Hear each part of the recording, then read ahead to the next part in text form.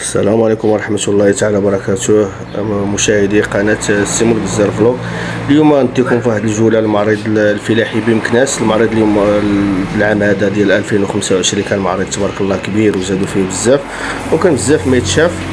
وصراحة هذا العام هذا داروه كبير بزاف وتزادوا بزاف ديال الحوايج وتزادوا بزاف الشركات اللي دخلوا هذا العام هذا وتا اوروبيين كاينين وكاين من جميع العالم وكاين بزاف ما يتشاف. خليكم معنا في هذه الجوله هذه السريعه باش تشوفوا تعرفوا اللي ما مشاش للمعرض يشوف الاجواء ويشوف شنو كاين ان شاء الله. تبعوا الفيديو حتى الاخر راه زوين راه يعجبكم ومشاهده ممتعه وما تنساوش واحد لايك وشي كومونتير زوين. والمشاهدين اللي جدد معنا في القناه يديروا واحد الابوني ويفعلوا الجرس باش يبقاو يوصلهم الجديد ومشاهده ممتعه.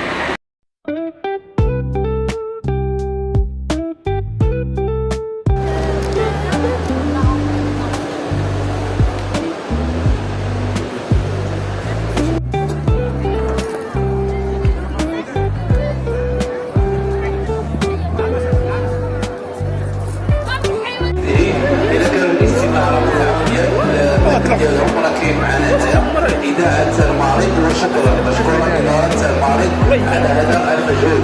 إذا ترجم الأبوين ديال كما كتشاهدوا هنايا راه ديال البقرات ديال الحليب تبارك الله. البقرات ديال الحليب كيدايرين داكشي صراحه غزال داكشي زوين وكاين ما يتشاف وتبارك الله. البقرات ديال الحليب اش نقول لكم الدرع تلقى تبارك الله قدو قداش نتوما تشوفوا معنا وتشوفوا الدرع قدو قداش تبارك الله. بالنسبه للناس هكا اللي ما عمرها شافت هذا الشيء هذا هذه فرصه باش تتفرج وتشوف شنو وقع في المعرض وتشوف الاجواء كي دايره صراحه راه كاين ما يتشاف.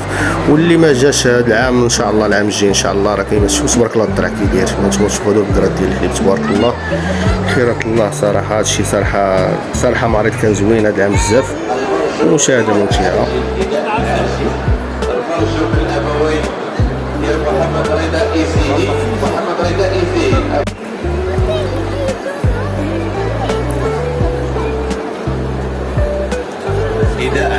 إذا عاجل المرجم الأبوين ديال محمد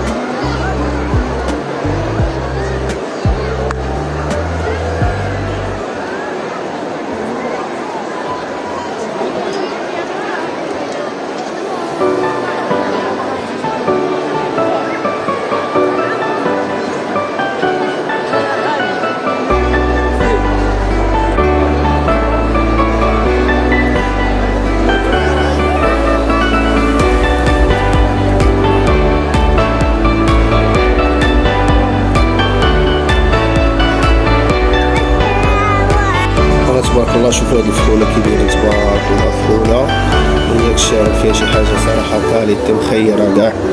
اللي بغى يكسب السلعه ديالو اللي بغى شي لاراس زوينه شوف تبارك الله. الحواله ديال الفحوله كي دايره شي حاجه زوينه كاع